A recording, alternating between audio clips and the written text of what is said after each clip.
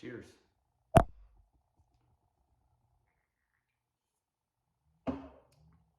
It's Sunday night. It's about 9 o'clock. And it's been a long time coming. Coach North has been on me about putting together a video about being numb, about being numb in weightlifting. There's no other way to say it. The only thing I can say about it is, if you've been there, you know the feeling. Like, you understand what I'm about to start talking about. So, being numb in training, how I have come to kind of figure this out from my own experience, from my own training, watching teammates train, watching other people train.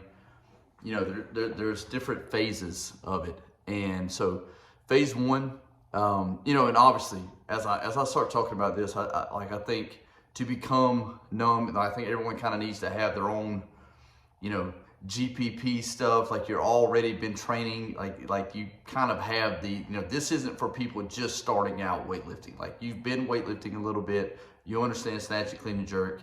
More than likely you've already done some competitions, like you understand it. So from there, let's say, all right, you've been there, you've been training, but you got out of training a little bit. Stuff came up, you got busy with work, you went on a long vacation, then, now you're only training like once a week in weightlifting. And so, but you're trying to get back to that. You finally just booked a meet. Now it's like, okay, I've got 12 weeks. I got to get back into this training. So from there, that's the people I'm talking about here. Okay. Phase one into becoming numb. All right. Once you kind of start out, number one, the lifts feel very different. It's almost every time, even in the same session, you start out with a snatch. Every snatch feels a little bit different. Like, something's a little bit off from every one. You're trying to find that rhythm, like you're trying to get it back, but there's no other way to say it. Your technique is very rugged. Like, you just feel like every lift in the snatch, in the clean, in the jerk feels a little bit off, and you're trying to find that rhythm. And so, to do that, I recommend coaches on this is on us all the time about this. Take small jumps. Don't be making these massive jumps trying to get up there. Have some fun with it. Find the rhythm, feel the bar. Small jumps, stay at the same weight for a couple of reps. Do doubles, do triples. Hit a few hangs in there after you hit a lift, hit a snatch, hit a hang snatch. Like, find the rhythm, find the click clack that we all crave as a weightlifter to, find that rhythm, once you're in phase one, the lifts are a little bit differently, but with that, every day you come in, you're still feeling pretty good. Like, you're not quite beat up. Like, you don't have that real achy feeling, but you're still feeling, really good to train. Like, it's fun. You're excited. Like, you're coming in ready to train, ready to get better. You're searching for that feeling of getting back to where you once were almost, or maybe even getting back a little bit further to where you stopped the last time. You're trying to get over that hump. You're trying to get into phase two. Okay. Phase two starts happening. This is my biggest key, that you're getting into phase two.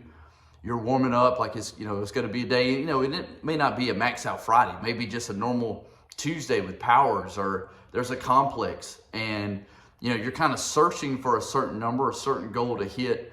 You start getting into phase two when you start going up after a miss. You're not getting discouraged by that. You know how to fix it. The miss may have happened because, you did something wrong mid-pull, like you weren't quite set up, you didn't feel yourself braced, but it's an instant feedback and you know how to fix it. Phase two starts happening. You start figuring out mid-session what you're doing wrong. You have found the rhythm.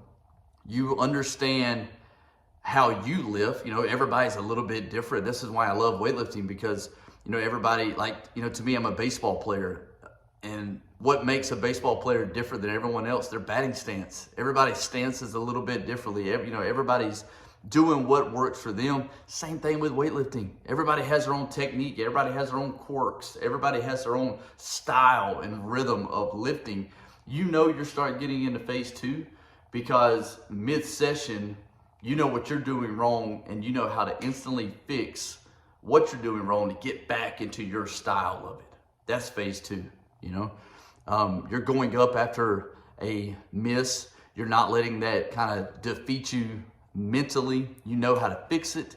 You go right back up there and you start making it. Now, with phase 2 though, phase 1, you know, you're still feeling pretty good. Phase 2, this starts happening. You start going up, you start trying a little bit heavier lifts here and there. You're going to start feeling a little more 10-man-ish. That's the term that Coach North likes to say a lot. You know, like that's the feeling where you know how it is. You start coming in and it's like, it takes a little bit to warm up. You know, it takes a little bit to get into that good squat position. And that's what, you know, I think, side note here, what makes weightlifters dangerous, man, because you know, sometimes you'll see weightlifters getting ready for a session and, you know, they can barely get down into an air squat. They got a real, I mean, you can hear them kind of creaking coming in. You know, they seem to move real slow, but man, once they get on that bar, once they strap in on that snatch, once they grab that hook grip on the clean and jerk, man, it's beautiful. It's a masterpiece because everyone has found that rhythm. This is our sport. This is our thing. And they know how to instantly get into that mindset, right? So phase 2, you start feeling a little more achy here and there. But this is how you know you're at the tail end of phase 2, okay? Phase 1, you know, I would say phase 1's gonna take you a couple of weeks to kind of get it, you know, in and out of there. It kind of depends on everyone, right? Phase 2 is kind of the same thing, but at the end of phase 2, you know you're almost done and you're almost through with phase 2 because you wake up that morning and you're, you know, you can feel yesterday's session. Maybe it's a Wednesday. You can feel Monday and Tuesday's session and you are feeling beat up. Everything is hurting. It's aching. Like you see today's program, you're not really expecting a whole lot because you know physically you don't feel great, but you have a great day anyway. You're able still to put a PR on the bar. Maybe even you do PR. That's how you know you're at the end of phase 2 because you don't feel great, you shut up, you keep training anyway, and you wind up having a great day. When you start having days like that, man, you're almost through phase 2. That's how you know you're almost through phase 2 because you surprise yourself. You don't put limits on yourself. You don't say, oh, I'm feeling terrible, I'm not gonna go train today. No. We can't do that because we've already made it through phase 1. We're coming close to the end of phase 2. We gotta keep on training. So you know phase 2 is almost done whenever you start doing that. Whenever you start feeling bad, but you still have great days anyway. The totals are still there. PRs are still on the bar, and that's still a great day, right? So phase 3, okay? Phase 3 is that's the ultimate goal for a weightlifter, to get into that numb feeling. Phase 3, you start having a higher percentage of makes, right? Say it's a max out day and you start taking your normal jumps. Every now and then, man, maybe you'll miss a warm-up lift that's definitely a backroom lift, but you'll miss it in front, you'll miss it behind. You take it again, then you come back and make it. You know you're in phase 3 whenever you start making all those lifts. You don't have a miss until you're 90+%. That's how you know you start getting into phase 3. You're like, everything's dialed in. The rhythm is there. You know what you're doing. Maybe even you save a lift and you have to kind of walk it forward. Not a problem. You still go up, you smoke the next lift, you stick it because you know what you did wrong, you know your rhythm, and you can keep right on going because you know how to fix it. You're in phase 3, right? You're in phase 3 now. You have high percentage of makes there. And so with that higher percentage of makes, what else is that going to change? That's going to change your attitude. You start looking forward to coming into training because you know your rhythm is there. You know how to fix it even if it's not. And you're expecting big time lifts. You're expecting PRs to be put on the bar. If it's not a PR, you're expecting 97% to be put on the bar. You're expecting big totals because you know how to fix it if it's not there. You know what you're doing wrong. You're starting to get into that phase 3 numb state. You're making everything.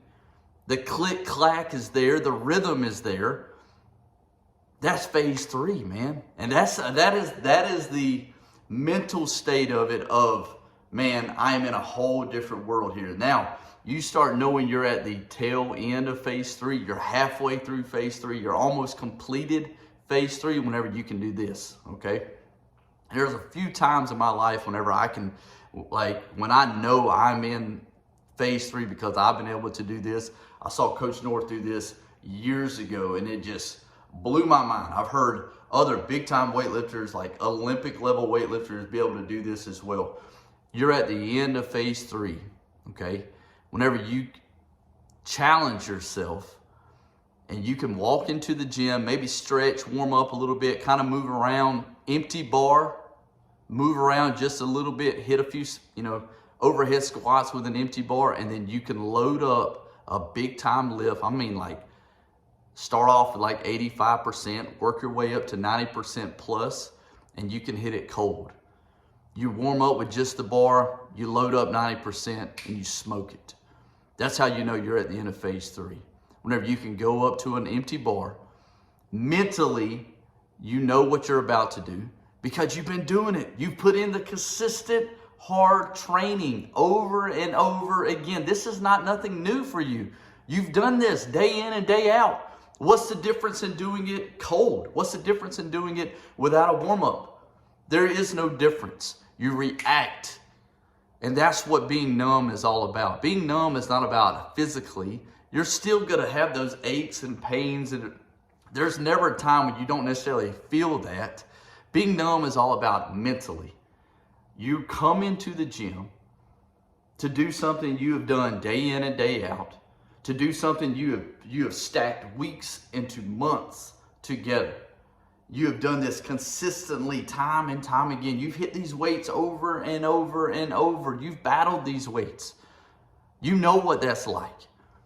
Being phase 3 numb means you can walk into a competition, and let's say you don't have the best time to warm up. Let's say you got there late. Let's say you got people making crazy jumps, and now all of a sudden it's your time to go out there, even though you were ready to take 2 or 3 more warm-up lifts in the back, and you still go out there on a competition setting and you smoke an opener. That's being phase 3 numb because you trained that way, because you put that work in. That's why I love going cold every now and then, just to challenge myself, just to put it on the bar. And let me see, man, maybe I had a flat tire on the way to the meet, right? Maybe something happened after I weighed in and I couldn't get back to start warming up. Something held me up, and now I got to go out there and still got to go make some lifts. The meet isn't going to stop just because I'm not ready. I got to be able to be ready. I got to be able to be able to turn it on, to be able to get into that mindset when the judges say it's your time. You got 1 minute on the clock. Get out there and go make it. This is the weight that you wanted as an opener? Great. I don't care what your warm-up's for. Get out there and go make it. Challenge yourself. Do that during a training session. See if you can do it.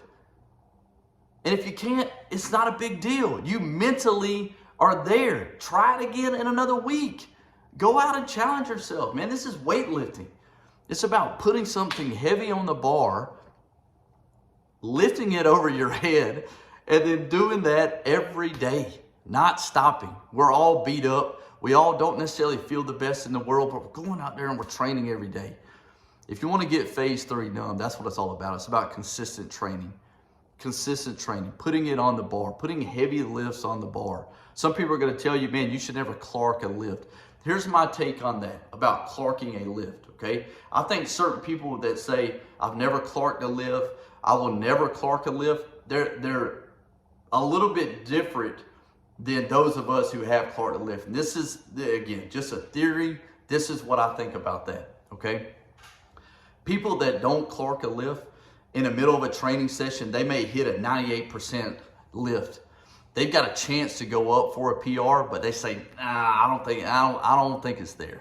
I don't think it's there. That one, that took everything I had. Okay, so they're not going to put it on the bar. They never get the opportunity to Clark it. Okay, those of us from my experience, this is how I train. This is how my coach loves to train me and train all of us on Attitude Nation. Okay, you make a lift and man, that looked heavy. That took everything you had. Okay. put the PR on the bar. Put it on there. Let's see what happens. And maybe you go up and you pull on it and you don't go under. Maybe you go up and just strap in for a snatch and you never even pull it. You never even get it off the ground because you're already mentally beat. You put it on the bar, okay? Whereas the other person that doesn't Clark, they never chose that opportunity. So really, what's the difference in that, okay? The difference is mentally, I put it on the bar. I want it. It's a PR. I want the lift. I'm going to go after it. And I'm telling you, those misses, they always pay off. There's value in every one of those misses. It doesn't matter if you miss it in front, you miss it behind, you pull on it and Clark it, or you never even pull on it. There's value in every one of those misses. You put it on the bar, you go for it. Mentally, it's making you a little bit tougher. It's getting you a little bit more numb every time. Phase 1, phase 2, phase 3 numb. I hope this helps you. I love weightlifting. I love seeing people train hard. I love seeing people fight it. And I love seeing people consistently fight it day in and day out. There's nothing like it. And it pays off on the platform. It always does. It's all about the total on a competition day. And I'm telling you, training hard, it always pays off. It always pays off. So once again, Sunday night, I never even was drinking my Rockstar. I'm jacked up. Cheers. I got a meet this week. And baby, I'm ready to go now. Let's go, baby. Come on, baby.